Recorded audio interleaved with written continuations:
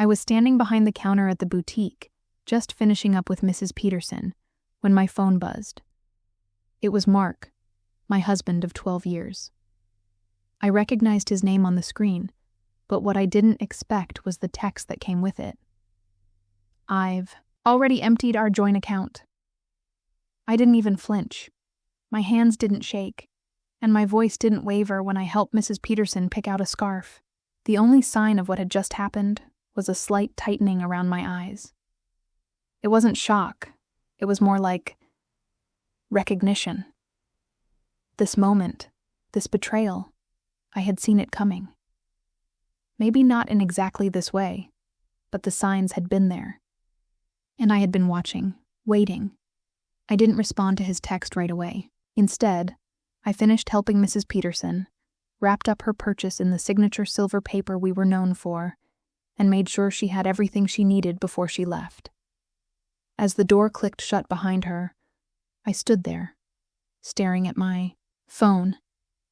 I took a deep breath, knowing the next step. I locked the door to the shop.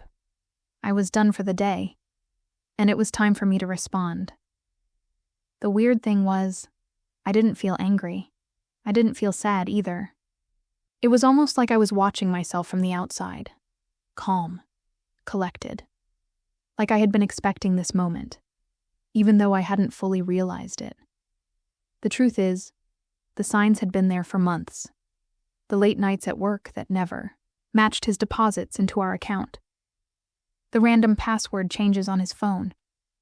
The sudden obsession with the gym, the new clothes, the desperate attempt to look younger. I hadn't said anything at first. I let it go, thinking maybe I was just overthinking, but deep down I knew, and I kept my eyes open. 3 months ago, I found the receipt for an expensive dinner for 2, booked on a night he'd claimed to be working late. That was the final straw for me. It wasn't the dinner. It was the lie. That's when I made my move. A week later, when Mark suggested combining our accounts to make things easier, I agreed. But I had already moved my savings to a separate bank account. The joint account was full of just enough money to keep him from asking questions. I made sure it looked like everything was fine. And then I started quietly collecting proof. Hotel charges, suspicious transactions, text messages. I'd been watching. I had been waiting. It's funny, because as much as he probably thought he was being clever, I had been one step ahead. And when he sent me that text about emptying the account, it was like the final confirmation. This wasn't just about money. This was about control. But now, it was my turn. I glanced at my phone again. Another text. This time it was from Mark, rubbing salt in the wound. "Don't bother begging. Melissa and I leave tomorrow. I'll send for my things later. Melissa." The receptionist at his office. I knew exactly who she was. I'd met her at the company Christmas party. I saw how she laughed at his jokes a little too loud, how she touched his arm when she thought no one was looking. She was young enough to be his daughter, naive enough to think she was special. But I didn't respond. I didn't even feel the need to. Instead, I called my lawyer, the one I'd consulted 2 months ago when I found the hotel charges on our credit card. "It's time," I said simply. My lawyer didn't waste any time. "The papers are ready," she replied. "Do you want me to have him served in Miami?" "Not yet," I said. "Let him think he's won." As I sat down at the desk, I couldn't help but feel a sense of clarity. It was like I had been preparing for this moment all along. I had everything in place. I wasn't going to beg. I wasn't going to break down. I was going to take control. If you've ever had to brace yourself for something like this, I'd love to hear your thoughts in the comments. I didn't answer Mark's text right away. It was almost like I was holding my breath, waiting for something. His words were blunt. "Don't bother begging. Melissa and I leave tomorrow." I could almost hear the smugness in his message, the sense that he thought he had won. But I didn't give him the satisfaction of a reaction. Instead, I took a deep breath locked my phone, and called my lawyer. "It's time," I said when she picked up. There was no need for explanation. She knew exactly what I meant. As I hung up, I couldn't help but feel a strange calm settle over me. It wasn't relief. It wasn't anger either. It was like something inside me clicked into place.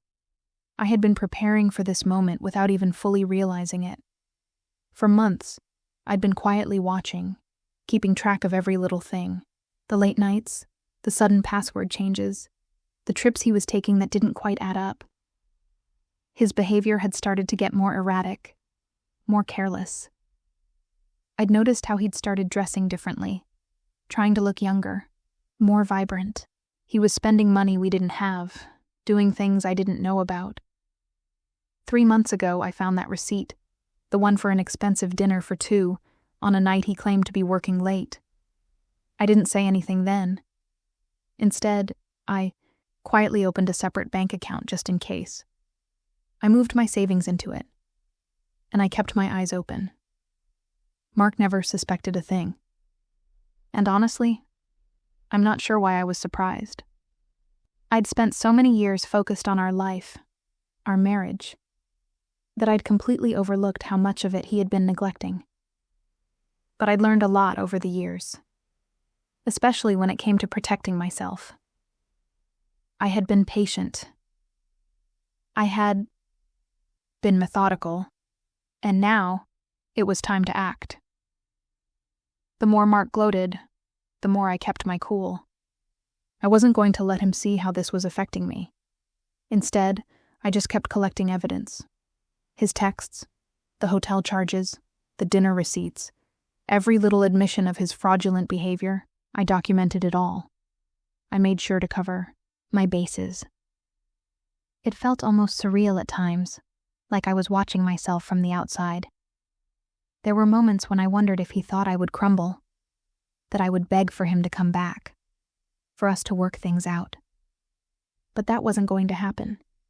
In my quiet moments, I found myself thinking, "You think you're clever, Mark, but you forgot one thing. I'm smarter than you think." I had been preparing for this. I wasn't the same person who had blindly trusted him, who had let him take the lead. No, this was different. This time, I was in control. And the way I saw it, this was just the beginning.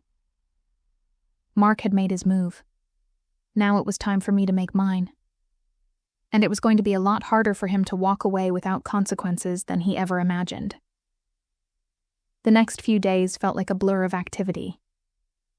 My phone kept buzzing with texts from Mark, each one more condescending than the last. It was like he couldn't resist taking one final jab, even as he packed up his things. "You'll be fine," he wrote in one. "At least you have your little shop to keep you busy." I read it and felt a strange sense of calm. He still didn't get it. He still didn't understand. But I wasn't about to let his words affect me. If anything, they reminded me of exactly why I was doing all this. He'd always belittled the shop, always brushed it off as some kind of hobby of mine, something to keep me occupied while he worked his 9-to-5 job. But now, it was that very shop, the one he dismissed so easily, that was going to be my lifeline. It was more than a hobby. It was my business, my hard work, my success. So while he texted, I focused. I kept gathering the evidence, every little bit of documentation I could find. I wasn't just collecting it for my peace of mind. I was building my case. I had receipts, hotel bookings, bank statements, and text messages. Every time he sent me another cruel or careless message, I saved it, knowing that it would play a part in the bigger picture. Then came the moment when I knew I had to make my move. I called the credit card company. I didn't hesitate. I reported the fraudulent charges right away and canceled the tickets Mark had booked for him and Melissa. First-class tickets to Miami, paid for with our joint account. I was done being passive. This was my money, my life, and it was time to take control of both. As I hung up the phone, I felt a quiet triumph. I wasn't sure if Mark had been expecting me to beg or fall apart, but I wasn't about to give him that satisfaction. The more he thought I was helpless, the more I realized how wrong he was. I was stronger than he ever gave me credit for. The reality of it all started to settle in. I'd been quietly preparing for this moment for months. Every step I'd taken had been careful, calculated. He thought he was the one making the big moves, planning his escape. But all along, I had been one step ahead. I had the evidence, the accounts, and the resources to protect myself, and I was using them. Mark had always underestimated me, and now he was about to learn the hard way. He thought his departure was the final act in our story. He thought he was the one in control. But the truth was, I had already started writing my own ending. And as I sat there, reflecting on everything, I couldn't help but smile to myself. He had no idea what was coming next. I had been preparing for this, not just emotionally, but practically. My business wasn't a little hobby, it was my future. And as I watched Mark run off, thinking he had outsmarted me, I knew one thing for sure. He had made the biggest mistake of his life. His loss. My gain. It was time to move forward. And I wasn't looking back. The day of the first legal hearing finally arrived, and I knew I was ready. It had been a few weeks since Mark had made his move, and now it was time for him to face the consequences. I walked into the courthouse with a sense of calm. I didn't feel nervous or anxious. I felt prepared. Mark, on the other hand, looked like a man who had no idea what was coming. He walked in wearing a suit that was clearly trying too hard. The tight jeans, the flashy blazer, it screamed midlife crisis, trying to look younger, trying to prove something. He had that same cocky, self-assured look on his face, like he still thought he was in control. But as I stood there watching him, I knew better. This was it. This was the moment when everything would come crashing down for him. The judge called the court to order, and Mark and I sat down. His lawyer, as expected, tried to play it off, making it seem like his client was just making rash decisions in the heat of the moment. But my lawyer wasn't having it. She laid out the evidence, the hotel receipts, the fraudulent charges, the text messages Mark had sent, bragging about emptying the account. Everything. It was all there. I watched the judge as he reviewed the documents. There was no denying it. Mark's actions were deliberate, and there was no way around it. I could see the color draining from his face as the truth came out. My lawyer was calm, confident, methodical. And with each piece of evidence she presented, I felt a small weight lifting off my shoulders. Then, the judge looked directly at Mark. "Do you deny this?" he asked, his voice steady. I held my breath, watching Mark squirm. He opened his mouth to speak, but the words never came. The reality was sinking in. There was no excuse, no way to talk his way out of this. The judge turned to Mark's lawyer and asked, "Are you seriously claiming this was not premeditated?" Mark's lawyer stammered, trying to backtrack, but it was too late. My lawyer had already shut him down. The evidence was irrefutable, and the judge wasn't having it. In that moment, I felt a quiet sense of victory, but it wasn't about gloating. It wasn't about winning in the traditional sense. It was about validation. The truth was out there, and there was nothing Mark could do to hide from it anymore. I had worked for this. I had prepared for this. And now, the court was making sure he faced the consequences of his actions. The judge made his ruling. Mark would have to return the funds he'd taken from the joint account, and all remaining shared assets were to be frozen until further notice. He didn't even flinch. His defiance melted away as he sat back in his chair, probably realizing that everything he'd planned had just backfired. I didn't say a word as the hearing wrapped up. I didn't need to. The court had already spoken, for me. As I walked out of that room, my heart was steady. I wasn't feeling any anger or bitterness. I just felt relief. Finally, the truth was out, and it was over. It was hard to explain, but it was like everything had shifted. The tension, the waiting, the uncertainty, it all evaporated. And now, as Mark sat there, stunned and defeated, I knew this was just the beginning. The legal battle was far from over, but today, I had taken the first step toward reclaiming what was mine.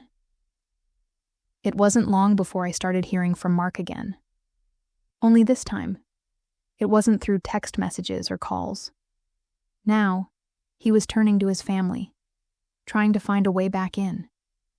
He'd moved back in with his parents, and the image of him, at 45, living with his mom and dad, wasn't lost on me. His entire world had crumbled, and it was clear he was struggling. He tried everything he could think of to manipulate the situation. He called me, he texted me, even emailed me. His tone shifted from smug to desperate, but every time I saw through it. His words were empty. The lies he'd told himself, the stories he'd spun to make him feel justified in everything he'd done, were falling apart. And no matter how hard he tried to twist things, I wasn't going to let him back in. The worst part? He tried to claim part of my business. My business. The one I had built from the ground up. It was laughable. He thought he could walk in and claim half just because we'd been married. But I had everything documented, every penny accounted for, every transaction logged. My meticulous records disproved his claim in an instant. My lawyer loved that. It was a solid reminder of how careful I had been in keeping my business separate from our marriage. It wasn't just that he was trying to take what wasn't his. It was the audacity, the sheer nerve of him, after everything he'd done.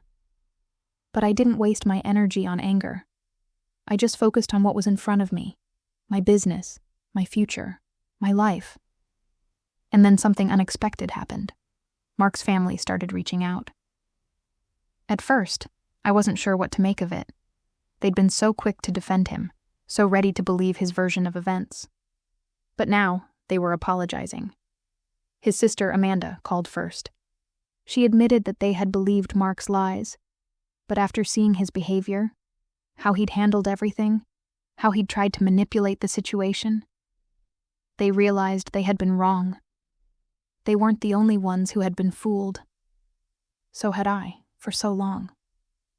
I'd been blind to the things I should have seen, but now I was seeing clearly, and I was finally able to let go of the bitterness I'd felt towards them. They weren't my problem anymore. Mark was. I couldn't help but feel a strange sense of peace wash over me. Not only had I managed to protect myself, but I had also found a strength in myself I never knew existed.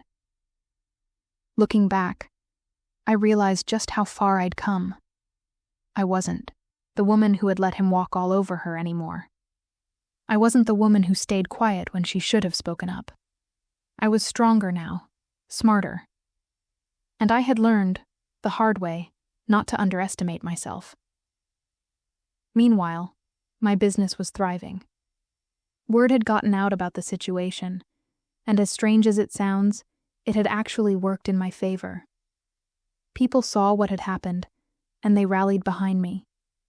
They supported my shop, bought my products, and showed me that there was strength in community. It was like everything I had worked so hard for, the long hours, the sacrifices, was finally paying off. And Mark?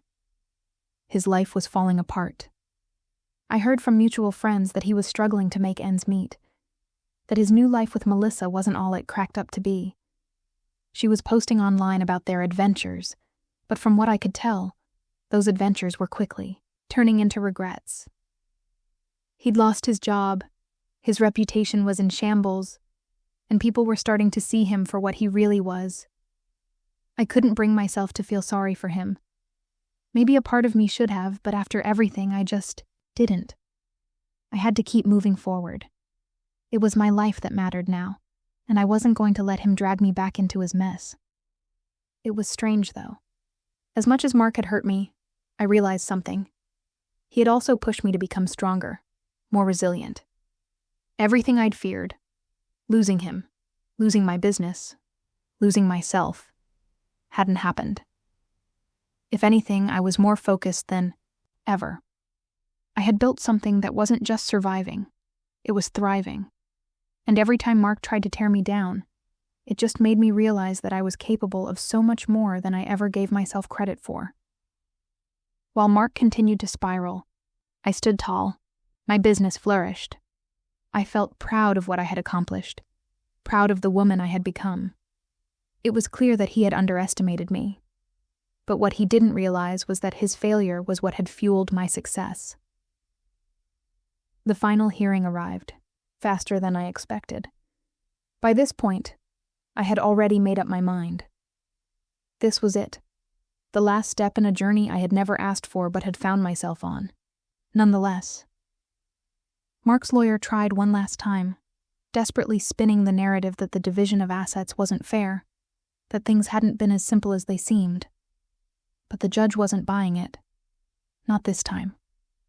I could see the look in his eyes, the frustration, the desperation. It was clear he knew his last-ditch effort was going to fall flat. I, on the other hand, remained calm. I didn't need to argue.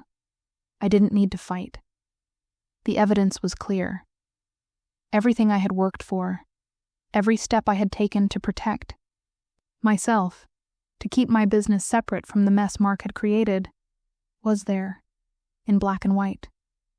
I had nothing to prove. As the judge made his ruling, I felt a sense of quiet triumph. Mark's final hopes were dashed in that one moment. The court upheld my legal and financial separation. The house, the boutique, my assets. They were all mine. Mark, visibly defeated, tried to make one last appeal, but it was too late. There was no turning back. He slumped in his seat, barely acknowledging the judge. And when it was over, he left the courthouse a broken man. I didn't feel elation or joy watching him walk out. I didn't even feel satisfaction, really. I just felt relief. There was no more uncertainty, no more waiting. It was done. As I walked out of the courthouse, the weight of it all started to sink in. I wasn't the same person I had been when this started. The woman who had been blindsided by Mark's betrayal, the one who thought her world was falling apart. She was gone. I was stronger now. I was smarter. I had taken control of my life, my business, my future. And I wasn't going to let anyone take that from me. The silence in the car was almost comforting, like I was alone with my thoughts for the first time in a long while. And then my phone buzzed. I glanced down, expecting another message from a friend or colleague, but instead, it was an order notification from my boutique's website. One after another, they started coming in. Sales from people who supported me, who believed in what I was building. Life was moving on. It wasn't the ending Mark had hoped for, and it certainly wasn't the ending I had expected. But it was my ending, and it was exactly what I needed. I smiled, just a little, as I pulled out of the parking lot. It was done.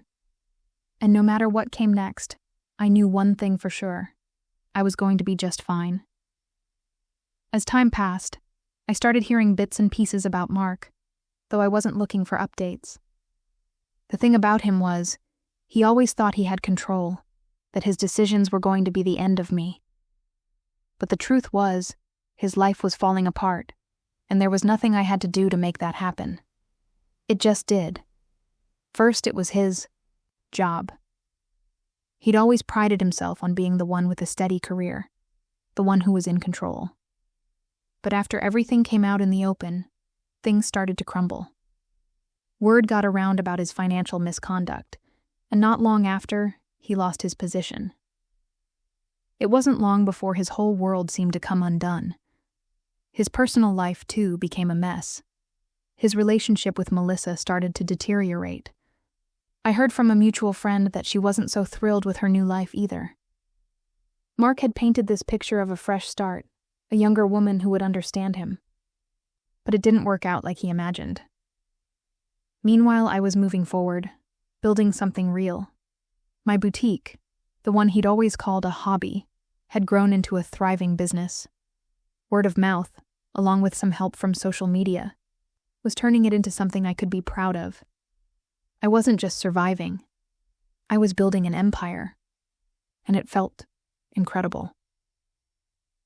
What struck me the most was how Mark's family slowly started distancing themselves from him.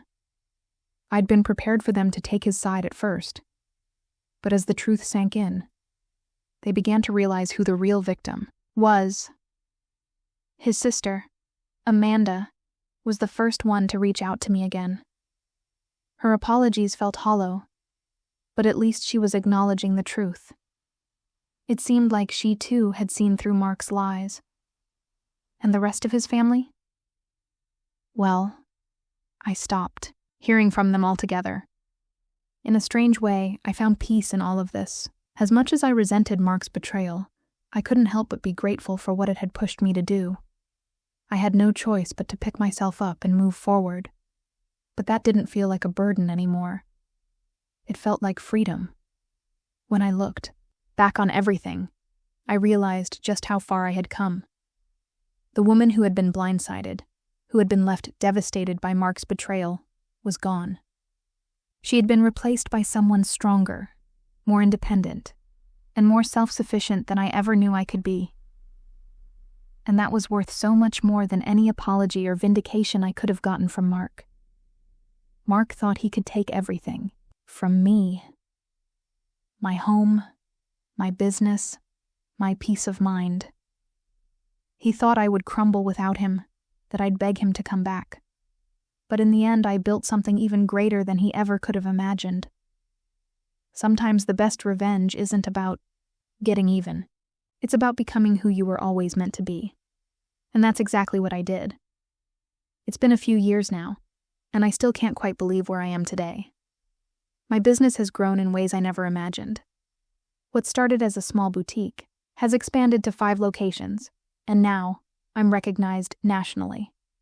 People know my story, not just the one about betrayal and heartbreak, but about resilience, independence, and triumph. I had the chance to speak at a conference recently about the importance of financial protection and independence, and when I stood up there, sharing my story, I realized just how far I had come. It wasn't just a personal win anymore. It had become a story that empowered other women too. I was no longer just a woman scorned. I was a woman who had taken control of her life and turned it around. Mark never thought I'd make it this far. He thought I would fall apart, that I'd need him to survive. But I didn't. I thrived. And now, when people hear my name, it's not tied to a messy divorce or a broken marriage. It's tied to something I built. Something that matters. Funny enough, I've even heard from Melissa, Mark's ex-girlfriend. I'll admit, when I first heard her name again, I felt a mix of curiosity and resentment, but the truth is, she's learned the lessons I once did. She reached out to me, apologizing for how she had believed Mark's version of events. She admitted she hadn't understood what I had been going through until she saw the way he treated her too. In some ways, I think she started to find her own strength just like I did. She's building her own life now, and I can't help but feel a little proud of her too. Looking back, I realize that I'm not defined by what Mark did to me. He thought he could break me, but instead, he only pushed me to be better. I wasn't the woman who needed saving anymore. I was the one who saved myself. And now, I'm showing others how to do the same. Mark will never understand that. He'll never see how his actions, as cruel as they were, led to my greatest transformation. But that's okay. The truth is, he's a footnote in my story now, a small part of the past that doesn't define who I am today. When I think about everything I've achieved, not just the business, but the person I've become, I feel a deep sense of pride. I've built something real, something lasting. And that's what I want my legacy to be. Not as a victim, but as a woman who took control and rose above it all. Thank you for following my journey. If you believe in the power of second chances and building something strong, hit the like button and share this story with others. Hit that subscribe button. Join me as we continue to share stories of strength, growth, and empowerment. Let's inspire each other and show the world what we're capable of.